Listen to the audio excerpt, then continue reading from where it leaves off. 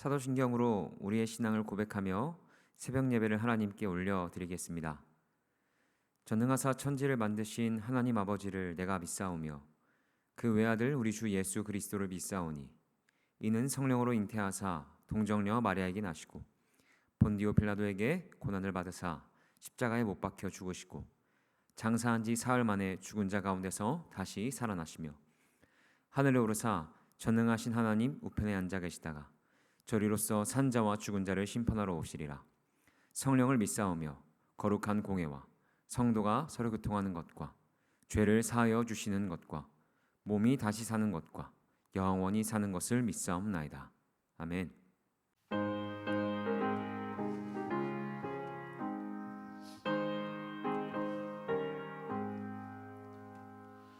구주의 십자가 보혈로 죄 씻음받기를 원하네. 내 죄를 씻으신 주 이름 찬송합시다. 찬송합시다. 찬송합시다. 내 죄를 씻으신 주 이름 찬송합시다. 죄악을 속하여 주신 주 내 속에 들어와 계시네. 십자가 앞에서 주 이름 찬송합시다. 찬송합시다. 찬송합시다. 내 죄를 씻으신 주 이름 찬송합시다. 주 앞에 흐르는 생명수 날 씻어 정하게 하시네. 내 깊은 정성을 다하여 찬송합시다. 찬송합시다. 찬송합시다. 내 죄를 씻으신 주 이름 찬송합시다. 내 주께 회개한 영혼은 생명수 가운데 자전해. 흠없고 순전한 주 이름 찬송합시다. 찬송합시다. 찬송합시다. 내 죄를 씻으신 주 이름 찬송합시다.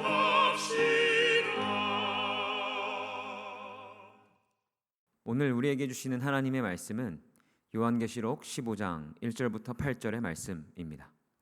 제가 읽겠습니다. 또 하늘에 크고 이상한 다른 이적을 보매 일곱 천사가 일곱 재앙을 가졌으니 곧 마지막 재앙이라. 하나님의 진노가 이것으로 마치리로다. 또 내가 보니 불이 섞인 유리바다 같은 것이 있고 짐승과 그의 우상과 그의 이름의 수를 이기고 벗어난 자들이 유리 바닷가에 서서 하나님의 검은 고를 가지고 하나님의 종 모세의 노래 어린 양의 노래를 불러 이르되 주 하나님 곧 전능하신 이시여 하시는 일이 크고 놀라우시도다. 만국의 왕이시여 주의 길이 의롭고 참되시도다. 주여 누가 주의 이름을 두려워하지 아니하며 영화롭게 하지 아니하오리이까. 오직 주만 거룩하시니이다. 주의 의로우신 일이 나타났음에 만국이 와서 주께 경배하리이다 하더라. 또 이 일 후에 내가 보니 하늘의 증거 장막의 성전이 열리며 일곱 재앙을 가진 일곱 천사가 성전으로부터 나와 맑고 빛난 세마포 옷을 입고 가슴에 금띠를 띠고 내 생물 중에 하나가 영원토록 살아계신 하나님의 진노를 가득히 담은 금 대접 일곱을 그 일곱 천사들에게 주니 하나님의 영광과 능력으로 말미암아 성전의 연기가 가득 차매 일곱 천사의 일곱 재앙이 마치기까지는 성전에 능히 들어갈 자가 없더라.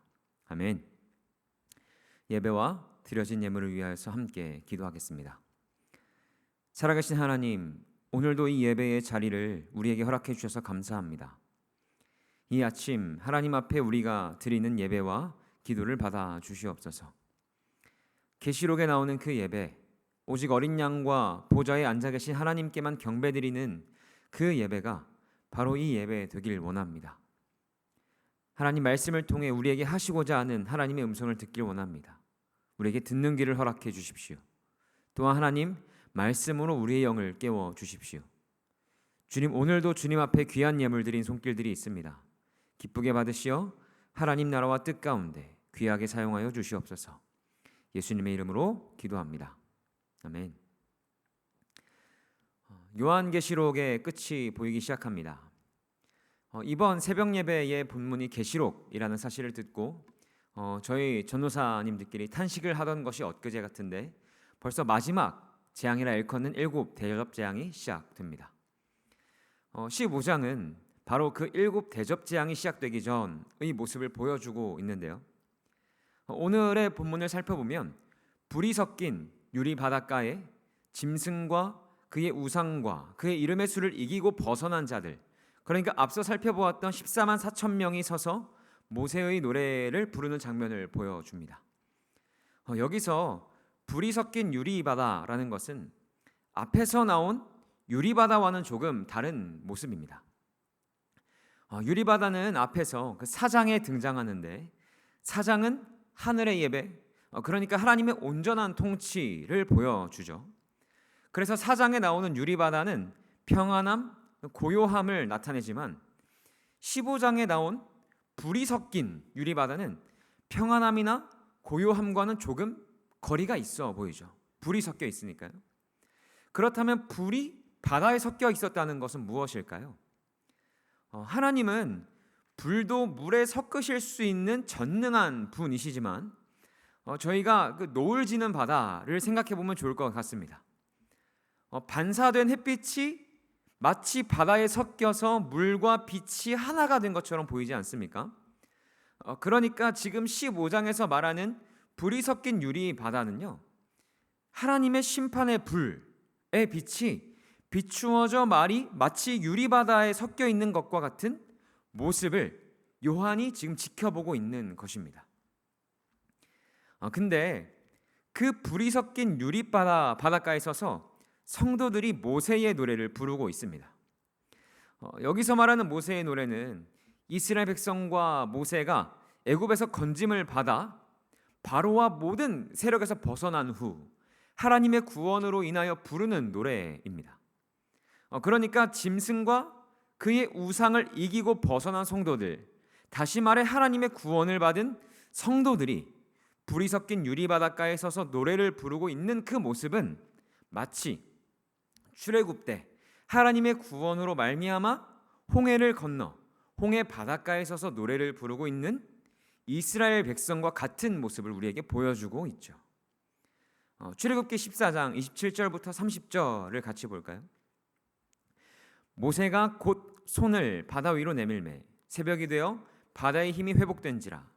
애굽 사람들이 물을 거슬러 도망하나 여호와께서 애굽 사람들을 바다 가운데 엎으시니 물이 다시 흘러 병거들과 기병들을 덮되 그들의 뒤를 따라 바다에 들어간 바로의 군대를 다 덮으니 하나도 남지 아니하였더라.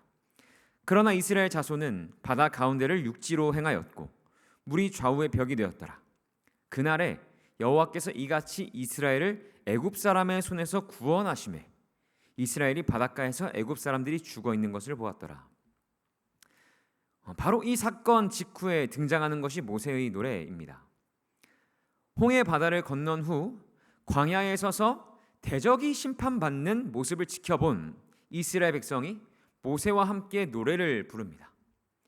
그러니까 오늘 계시록의 말씀과 함께 살펴보면 하나님께서 이스라엘 백성을 애굽에서 구원하시고 그의 대적을 물리치셔서 백성들이 승리의 노래를 부르게 하신 것은 분명히 역사적인 사건이기도 하지만 결국에 마지막 때에 완성될 하나님의 구원을 예표로서 보여주고 있다는 것입니다. 그러니까 하나님께서 바로와 애굽과 수많은 우상들 가운데에서 약속하신 그의 백성들을 구원하셨다면 하나님은 또한 마지막 때 예수님께서 부활하시고 승천하신 후 세상에 남겨져 그 권세와 악한 세력 가운데 괴로워하고 고통하며 주님의 다시 오심을 기다리는 그의 성도들도 결국에 구원하신다는 것을 우리에게 말씀하고 있다는 것이죠. 이스라엘 백성이 건넌 홍해 바다는 무엇입니까? 무엇을 의미합니까? 먼저는 그 홍해 바다는 하나님의 백성에겐 구원이죠. 능력이지만 그의 대적에게는 심판입니다. 계시록에 빗대어 이야기하면 짐승과 그의 우상과 그의 이름의 수를 이기고 벗어난 성도들에게 바다는 서서 하나님을 찬양하는 예배의 공간이 되지만 짐승과 우상 그리고 그 이름에 굴복한 자들에게는 슬피 울며 이를 가는 심판을 받는 비참한 곳이 되는 것이죠. 그리고 이스라엘 백성이 건너온 홍해는 어떻게 됩니까? 출애굽기 14장 28절을 한 번 더 읽어보겠습니다. 물이 다시 흘러 병거들과 기병들을 덮되 그들의 뒤를 따라 바다에 들어간 바로의 군대를 다 덮으니 하나도 남지 아니하였더라. 이스라엘 백성이 건넌 홍해는 갈라져서 건넌 홍해는 다시 덮입니다. 홍해를 가르셨던 하나님이 홍해를 다시 덮으세요. 그러니까 이 뜻은 하나님께서 홍해를 다시 가르시기 전에는 이스라엘 백성은 다시 홍해를 가로질러 애굽으로 돌아갈 수 없다는 뜻입니다. 또한 애굽의 세력과 바로의 권세가 이제 이스라엘 백성을 어찌하지 못한다는 것이기도 하죠. 바로 그 모습을 지켜보며 하나님의 구원을 찬양하고 하나님의 역사를 노래한 그 노래가 바로 모세의 노래입니다. 그런데 오늘 말씀을 보면 구원받은 백성들은 그 성도들은 모세의 노래와 함께 어린 양의 노래를 함께 부르죠. 그럼 어린 양의 노래는 무엇이겠어요? 이 모세의 노래와 함께 연결지어 생각해 보면 답은 쉽게 찾아집니다. 어린 양은 이미 계시록 전반부에 보여주었듯 예수님을 의미합니다. 그러니까 모세의 노래가 홍해를 지나 구원받은 이스라엘 백성의 노래라고 한다면 어린 양의 노래는 어린 양의 피, 십자가를 지난 성도들의 노래인 것입니다. 그러니까 죄와 허물로 인해 이미 죽었던 죄와 사망의 종노릇에서 벗어날 수 없던 자들이 어린 양의 속량으로 말미암아 죄 사함을 얻고 하나님의 자녀가 되어 영원한 하나님의 나라에 살아가도록 하신 그 하나님의 구원을 아는 자들의 노래가 바로 어린 양의 노래라는 것이죠. 다시 앞으로 돌아가면 홍해를 건넌 이들은 다시 홍해를 건너갈 수 없어요. 갈라진 홍해는 다시 덮였습니다. 수영을 해서 갈 수 있을까요? 홍해를 이스라엘 백성의 능력으로 건너왔다면 말이 됩니다. 그러나 홍해는 온전히 하나님께서 가르시고 하나님의 능력으로 건너게 하신 것이죠. 곧 어린 양, 십자가를 지나온 이들, 구원받은 그의 백성은 십자가 이전으로 돌아갈 수 없는 법입니다. 우리가 우리의 능력이나 우리의 힘으로 우리 어떤 노력으로 구원을 받았다면 돌아가는 것도 우리의 마음대로 할 수 있을 겁니다. 그러나 그것은 우리의 힘이나 의지나 뜻으로 된 것이 아니라 오직 은혜에 의하여 하나님의 선하신 뜻과 그의 신실하심과 인자로 말미암아 우리에게 주어진 것이죠. 또한 바로와 애굽의 군대는요, 홍해로 점점 다가가는 그 이스라엘 백성의 뒷모습을 보면서 코웃음을 쳤을지 모르겠어요. 우리가 잡기 쉽도록 도와주는구나 했을 겁니다. 홍해로 가는 이스라엘 백성을 보며 미련하다 했을 것이에요. 그러나 그 홍해가 대적에게는 심판이 되었고 이스라엘 백성에게는 구원이 되었죠. 십자가도 동일합니다. 성도들에게는, 그를 믿는 우리들에게는 십자가는 구원이요 능력이지만 멸망하는 자들에게는 심판이고 미련한 것입니다. 이것이 어린 양의 노래, 모세의 노래죠. 근데 출애굽기 15장을 보면 모세는 또 한 가지 하나님께서 이미 이루신 일에 대하여 찬양하기도 하지만 자신의 백성을 구원하셔서 하나님께서 또 이루실 일에 대하여 찬양하거든요. 출애굽기 15장 17절을 읽겠습니다. 주께서 백성을 인도하사 그들을 주의 기업의 산에 심으시리이다. 여호와여, 이는 주의 처소를 삼으시려고 예비하신 것이라. 주여, 이것이 주의 손으로 세우신 성소로소이다. 아멘. 하나님께서는 그의 백성을 인도하셔서 자신의 기업, 자신의 몫이 되는 산에 심으신답니다. 그리고 하나님은 자신의 처소, 곧 그것을 성소 삼으신대요. 그러니까 결국에 하나님께서는 이스라엘 백성을 애굽에서 건져내시는 그 목적은요, 그의 백성 가운데 거하시는 것, 그의 백성과 함께 하시는 것이에요. 그들과 함께 사는 것입니다.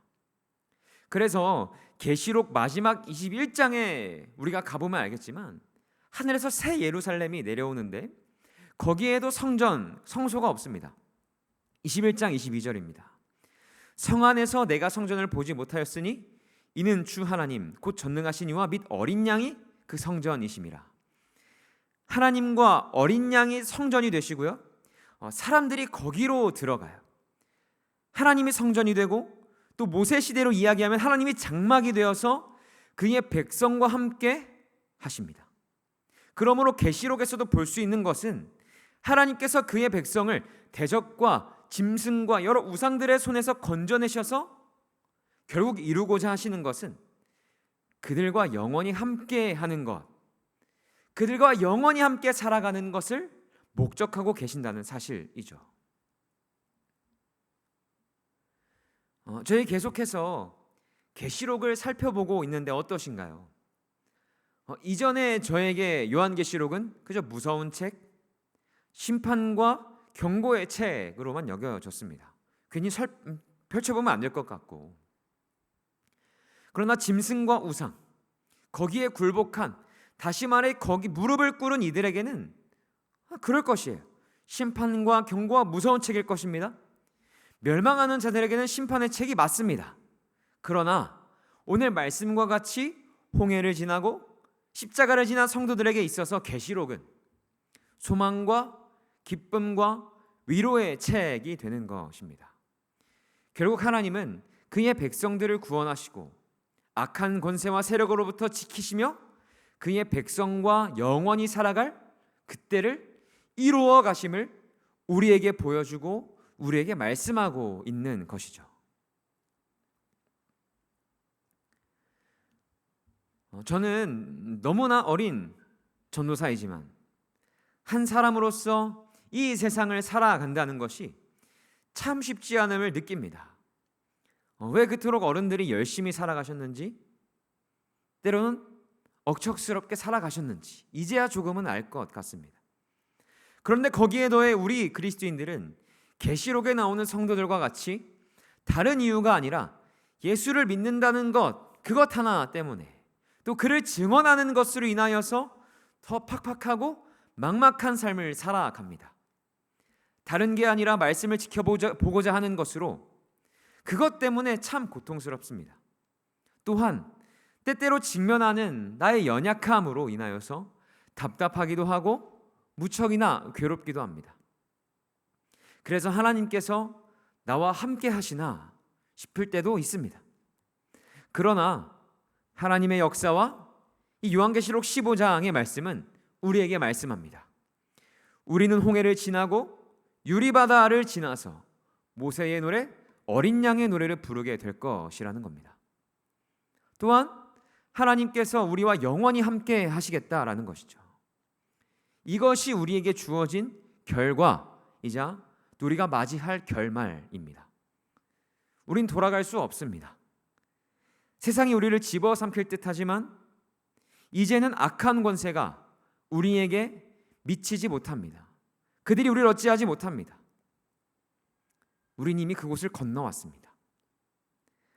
사랑하는 성도님들, 오늘 하루 이 말씀을 보면서 하나님께서 우리에게 이루신 구원을 감사하며 이 모세의 노래, 어린 양의 노래, 하나님의 구원을 아는 이들의 그 노래를 부르면서 우리가 찬양으로 하루를 시작하면 어떨까요? 다른 것이 아니라 그 하나님의 구원으로 말미암아 기쁨을 누리며 오늘 하루를 살아가는 우리 모든 성도님들 되시길 예수님의 이름으로 축복합니다. 이 시간 다 함께 주기도문으로 예배를 마치겠습니다. 하늘에 계신 우리 아버지여, 이름이 거룩히 여김을 받으시오며 나라가 임하시오며 뜻이 하늘에서 이루어진 것 같이 땅에서도 이루어지이다. 오늘 우리에게 일용할 양식을 주시옵고 우리가 우리에게 죄 지은 자를 사하여 준 것 같이 우리의 죄를 사하여 주시옵고 우리를 시험에 들게 하지 마시옵고 다만 악에서 구하시옵소서. 나라와 권세와 영광이 아버지께 영원히 있사옵나이다. 아멘.